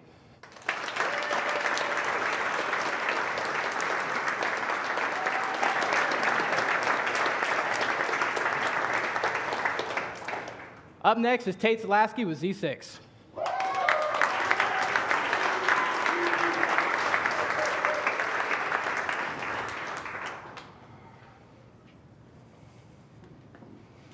Hello, everyone. My name is Tate Zalaski, and I'm the owner and founder of Z6. Now, I don't know if anyone here has any idea what it's like to be an artist or release music, besides Dean Spalding. I hear he has a few hits out there. But what I do know is that everyone has a dream, accomplished or not. So I want you to imagine that your dream is to be that successful artist, releasing music for fun or for success. Where do you start? Your first step is to find a producer that can provide you a beat that you enjoy, but is a fair enough price that it doesn't compromise for the quality. After you've done that and you've recorded your song and it's good enough for you, you need to find a designer that can make you artwork or a cover art at, again, a fair enough price that it doesn't compromise for the quality. Now, let's say you've got all of this and you're ready to upload your song. Well, you can't just click a button. You have to go through a third-party distributor with a monthly subscription fee and excessive limitations where you can't choose when you want to release your songs and more. But let's say you got through all that and you spent all your money. Well, now you need to spend more on promotion. So you need to find a way that you can personally spend all your time promoting your track when in reality it probably won't even work out. The point of all this is it's extremely exhausting for artists to be single-handedly promoting and creating everything they need to release music without the backing of a label or a team. And that's exactly where Z6 comes into play. I've developed an engaging platform for artists to find everything they need to create and release music all in one spot, as well as connecting with other artists and competing with artists for monthly prizes. Now, you may be thinking, how big could this market possibly be? I don't even know any artists myself, but the stats speak for themselves. As of 2022, there were 76 million artists around the globe. That's a 12% uptick from the previous year, and they're expecting 200 million artists by 2030. Now, I know that I could sell my services to every single one of these artists, but what these stats don't measure are those with dreams and aspirations of being an artist, and that's where Z6 steps in. So how exactly am I doing this? I've developed a team of 6 independent contractors, 3 producers, and 3 designers, one being myself, hence the name Z6. And the customer or artist would visit our website, look through our team members' portfolios, select which best fits their needs, and once they do that and they purchase their artwork or their beat, the customer would then receive their service within 3 to 6 business days, or if it's a beat, it would be an instant available download. So why am I the right person for this job? Why choose me and why trust me? For one, I've built up my business to the point where my network was so large and my demand was so high that I had no choice but to upscale. So that's exactly what I did. Now let's take a look at a timeline of how all this fell into place. In June of 2021, in my freshman year of college, I started getting bored with my restaurant job and school, and I made an Instagram page where I could upload my graphics of sports edits or music artists for all my friends to look at. But in March of 2022, I started getting a little bit more serious about turning my hobby into a business. I landed my first customer after thousands and thousands of DMs, but I knew that after all this time, what would actually make me successful wouldn't be asking them for money and begging them for money, but asking for connections and for promotion of my work. I offered them free design work indefinitely as long as they connected me with a bigger artist or a bigger label or team, and they happily accepted. I knew now that I had a team by my side that could help me grow just as much as I could help them grow. We fast forward to June of 2022, and they started making a lot of noise in New York City, and they were making enough to start being able to commission me for my work.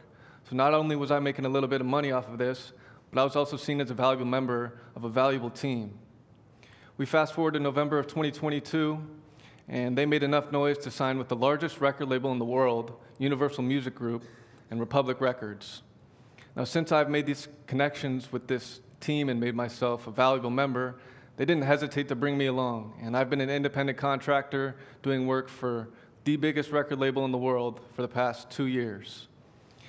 We fast forward to today, and I have single-handedly generated over $70,000 in sales. Some examples of my work here is my first ever cover art when I started doing free work. We fast forward a few months, and their cover art Bent under Republic Records charted #1 on Billboard, and my newest, most recent cover art is on pace to beat that.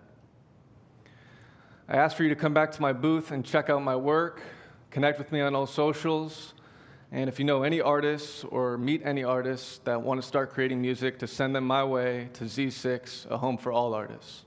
Thank you.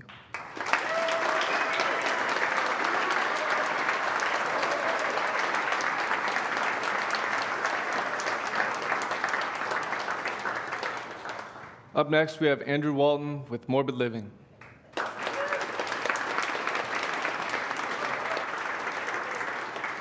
Tate, I need a clicker. Thank you.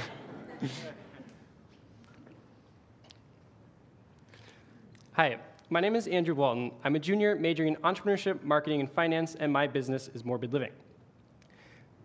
Imagine that you are a parent of teenagers. You sit down for your weekly family game night, and your options are things like Life, Sorry, Monopoly, or the games at the back of the cabinet like Cards Against Humanity.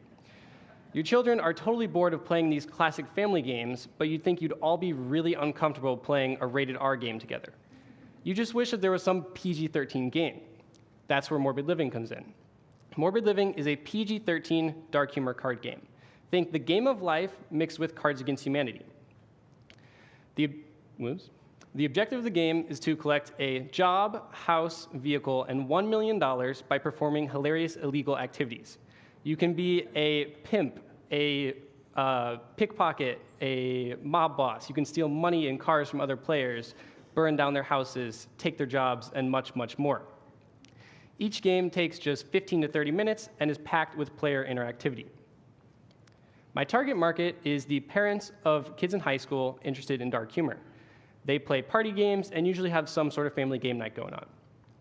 In my own customer discovery, I found that 65% of all parents with teens that play board games monthly would play a PG-13 dark humor game like Morbid Living with their children. I came up with the idea for the game in high school, and I launched their pre-order campaign in January of 2023. Through this pre-order, I did $3,500 in sales, and I was able to get my first manufacturing run done. In November, I released my first expansion pack. Fast forward to today, and I'm in CyStarters. In CyStarters, shout out to Shayla for these amazing photos, me and Megan. In CyStarters, I worked on releasing the rated R version of the game, getting into retail, and working on paid social media ads. I sell at the Ames Downtown Farmers Market, and all the time, every week, at least 5 people, usually students, come up to me and ask if I have a rated R version of the game, because they like the PG-13 one, but they want something a little more, because they're college students, you know?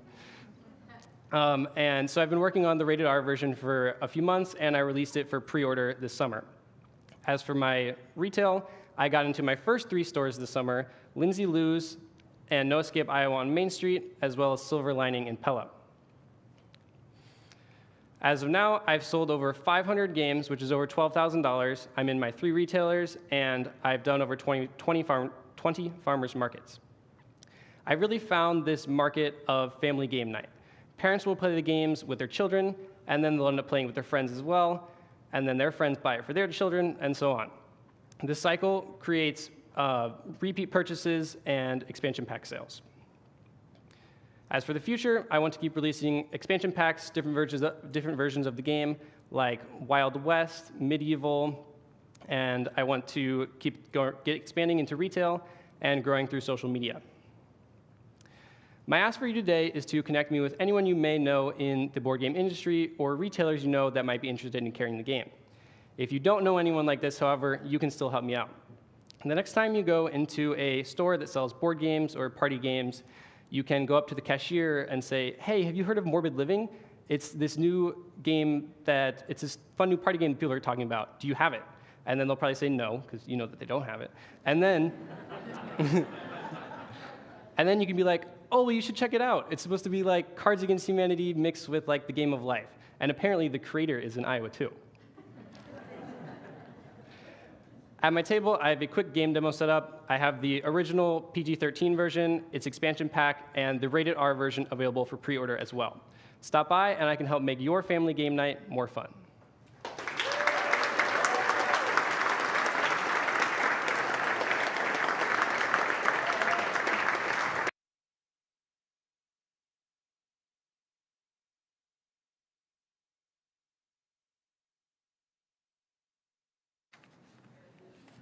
Oh, here's his QR code.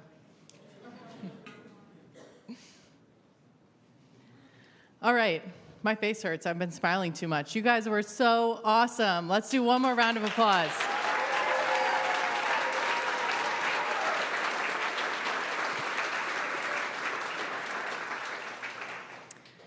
All right, to finish out today's presentation, we have a few awards to present. So, first, we'll start with our CyStarters Alumni Awards. These awards are always so fun for us. We get to hear from past alumni about all the great progress that they're making in their business and just continue to be so impressed with the network of people that are part of this community. So the first award is going to go to a company who has faced a lot of adversity and has handled it with grace and grit at every corner. They started in just their house, and within the last year, they've grown to a 2,400 square foot retail location in Des Moines. They have products and services, so multiple revenue streams. Since CyStarters, they have taken in 160 animals, nurtured them to good health, and transferred them to new homes. They've grown their revenue 10 times, averaging $6,000 per month. They've drawn in 100 new store visitors every single month. They've sold products in 12 different states. They've hired 6 interns to add to their team. And if you're looking for an exotic pet, they are who you need to go visit. So I want to recognize Cam and Cole Ryman of Spock's Sanctuary.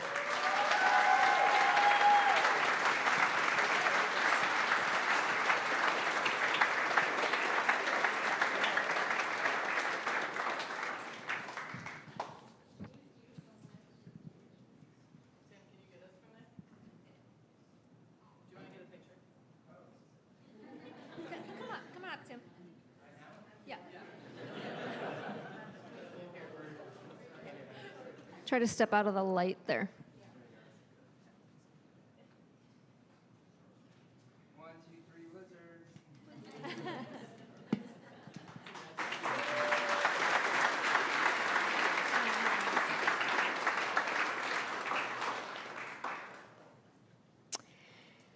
Okay, our second alumni venture is serving up delicious food products that will surely make you a repeat customer.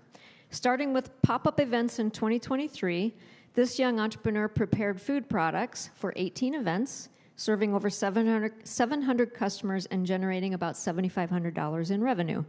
In 2024, this CyStarters student purchased a food truck, and over the past 3 months has attended 21 events, sold over 1,400 products, and achieved revenue of more than $15,000. This award winner landed a vendor contract at the Hinterland Music Festival, which is really huge. She has 600 followers on Instagram and Facebook and is growing daily. Now expanding into graduation parties, corporate events, and weddings, the revenue streams are beginning to grow rapidly. And the best news for those of you who are here at Iowa State, this fall, you'll be able to buy this entrepreneur's delicious crepes on Welch Avenue. Please help us congratulate our second Alumni Award winner, Mia Nichols, founder of Sela Crepe Food Trailer and Catering.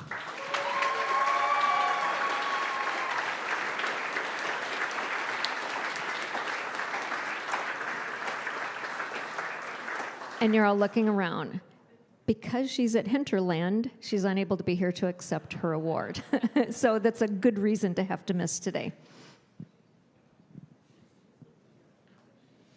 All right, and then our third Alumni Award goes to an individual who saw an opportunity as the name, image, and likeness was coming to the scene and saw an opportunity to jump in as a student athlete and create products for other athletes under their name, image, and likeness.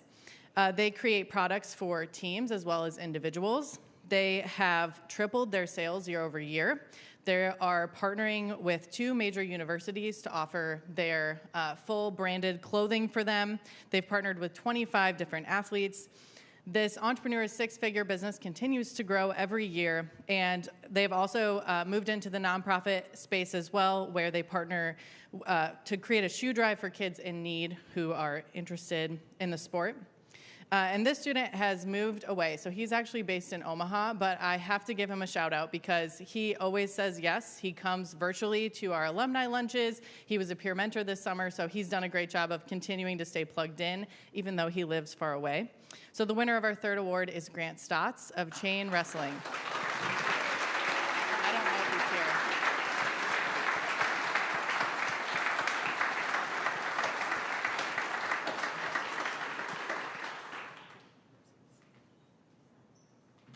Oh, thank you, Jean. That's Grant. Okay, for those who may have missed the introduction at the beginning, we are pleased to recognize 2 Ted Bear Awards, one for a program supporter and one for a cohort member. Megan kind of mentioned in her remarks that Ted was our SBDC regional director, key accountability mentor for our students for cohorts 1 through 4. Ted passed away in 2020, but he was a true friend of all of us and of our program. His characteristics which guide these awards included passion, respect, and work ethic. Ted was a giver and an awesome cheerleader and cared deeply for those he served.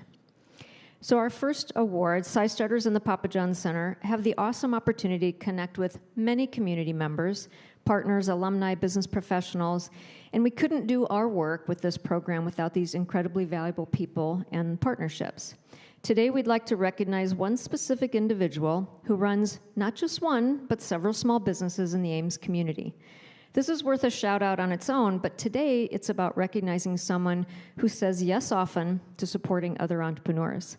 This individual has supported our CyStarters students through mentoring, offering advice, responding to email questions, selling products in her store, and helping students make multiple connections. She has supported the Papa John's Center for Entrepreneurship programs by speaking, judging pitch competitions, saying yes to a number of engagements. One of our students reached out this summer to ask a question of this individual, and our award winner took on this student as a mentee for the duration of the program. Thinking about Ted Bear, this individual shares Ted's characteristics. We are pleased to announce the 2024 Ted Bear CyStarters Mentor Award winner, Mindy Bergstrom.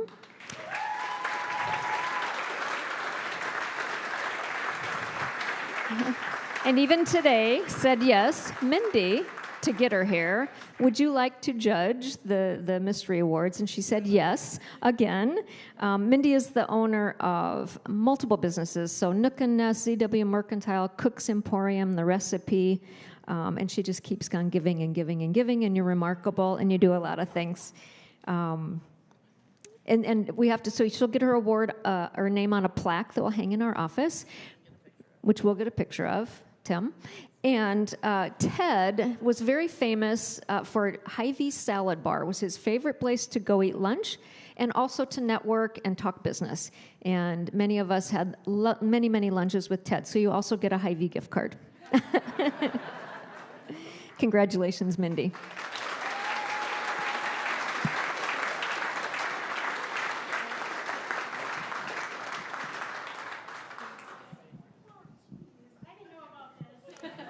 That was the point, Mindy. I also have to, I don't know if Patrick's here, but Mindy's husband, Patrick, also gives a lot to our program and is also an equally exceptional mentor for us. So thank you to you and Patrick.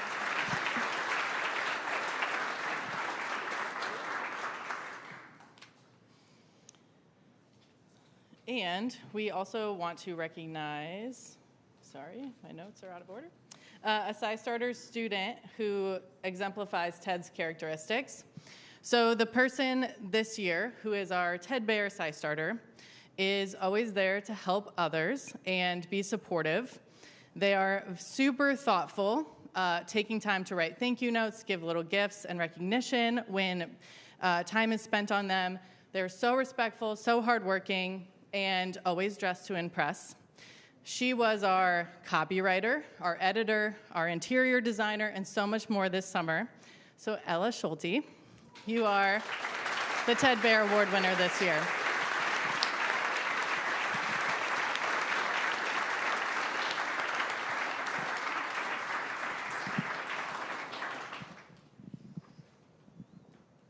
I'm looking at the rest. Deserving students? Yes. Congratulations, Ella.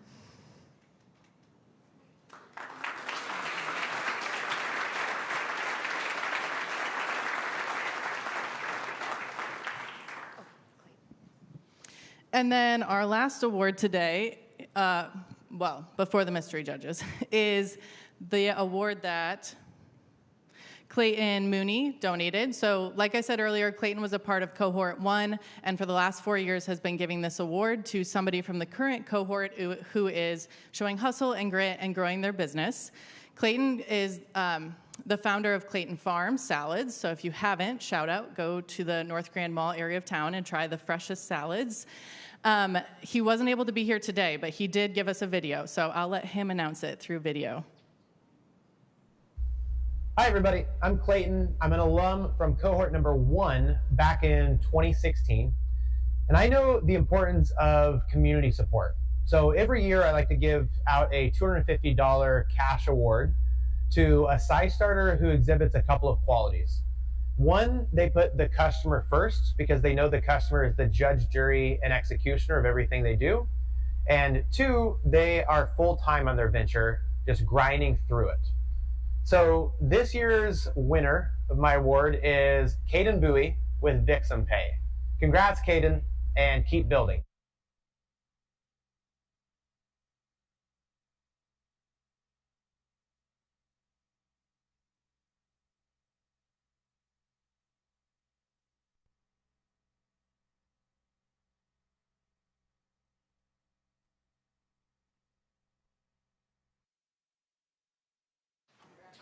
Oh, about the customer. I think I failed to mention, Ella, you get $1,000 with your award, just so you know. We forgot that. Mindy gets Hy-Vee salad and you get, but she'll make money off her businesses. Okay, so now we have the pleasure of the mystery judges, and thank goodness I'm not one of them. I don't know about you all, but how could you possibly pick only 5 people from this group for a special award? We're going to reveal our mystery judges one at a time. We told them that they could pick the criteria, so we didn't give them a rubric like we normally do. They could pick the CyStarter that they thought gave the best presentation, spoke to them, did a good job meeting a need in the marketplace. We left it up to them. Normally when we do competitions, we have our judges evaluate, score, collaborate, work together, and pick somebody. They don't get that opportunity. So this is a really, really, really hard job because they don't get to discuss it. They just have to pick.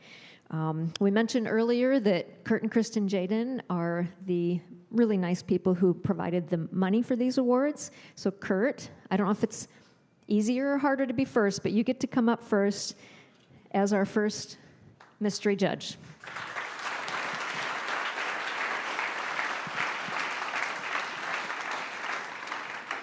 Thank you. So first of all, outstanding pitches by all of you. Going first is easiest, right, David? You get, well, we'll see, and some others. But I wrote down all kinds of notes here. If you can read my handwriting, you'd be very fortunate. But I put 3 things for the one that I selected.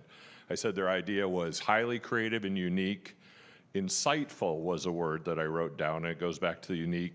And then for me, scalable. And my choice was for morbid living. I'll have you take a picture with him. Yeah, if you don't mind. Oh.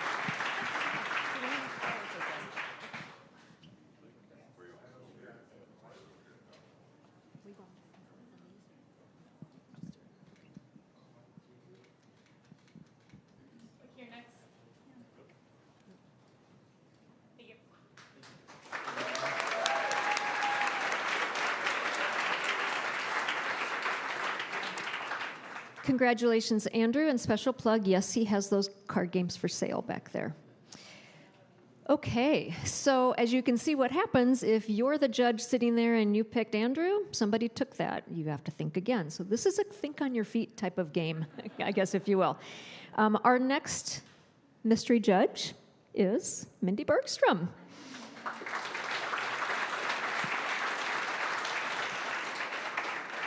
Yes, the whole time I was like, don't pick, don't pick, don't pick, don't pick. Okay, so I picked mine based on judging pitches in the past, seeing their presentation, seeing how much their business has grown. I also did it based on presentation. So the winner for me was Joyful Melodies.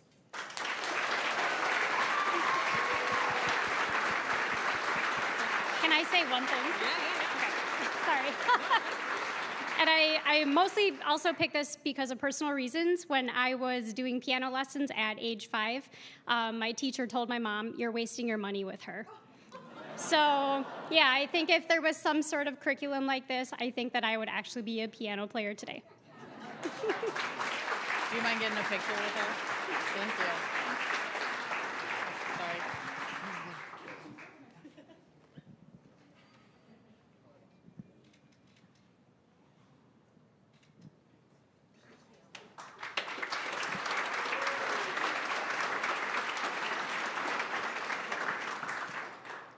That was worth coming for, and you get 2 awards, which is awesome.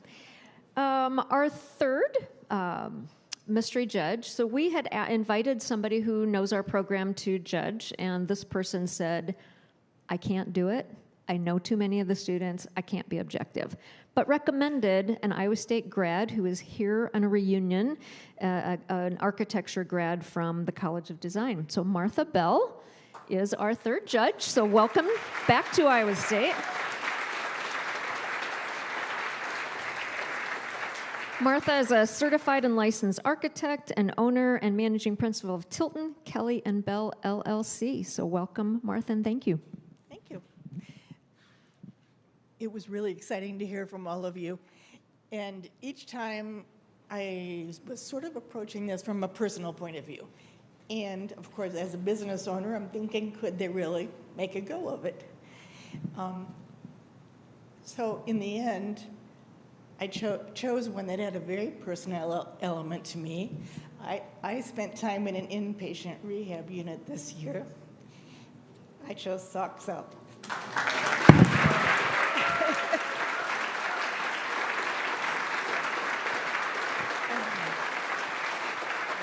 Thank you.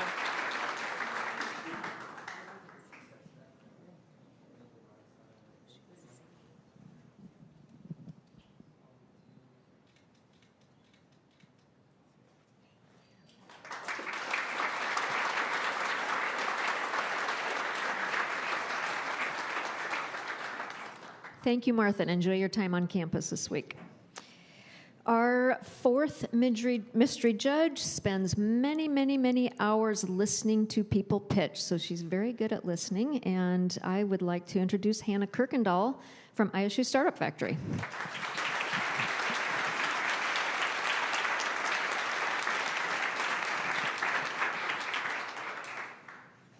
Thank you. This was so fun. You all did great, really inspiring, so you should all be very, very proud of what you've done today.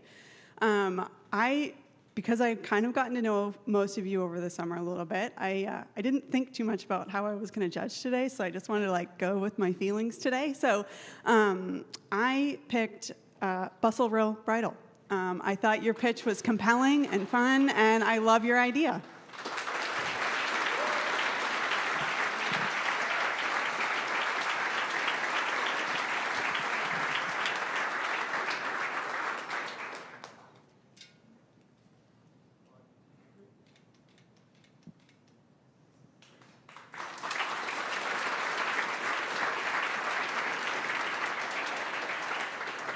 So Dean David Spalding, it's all up to you. He used to get to go first, now he gets to go last. So this is not an easy job. Thank you. Wow, what an amazing, amazing job today. With all due respect to cohort 1 and prior cohorts, best presentations ever. Let's give a round of applause for all.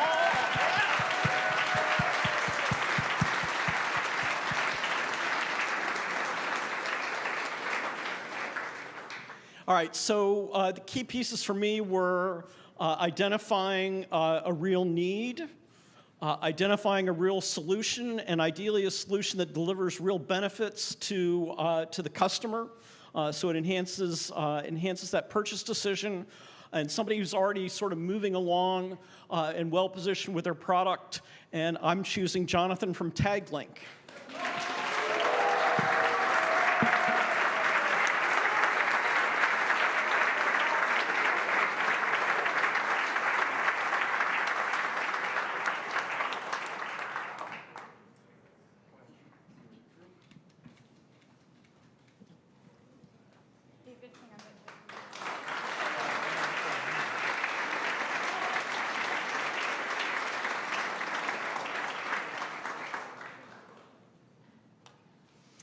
All right, and that concludes our presentation for today. So before we all head over to the tables, first I want to say, congratulations, Cohort 9. You are officially CyStarters alumni.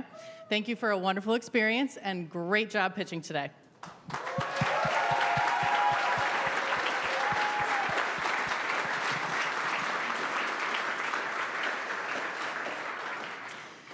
Thank you all for coming. I love how the Ames community shows up for the businesses in this town. It's just really cool and super unique to this place. So thanks for dedicating a few hours of your afternoon today to come support these student entrepreneurs.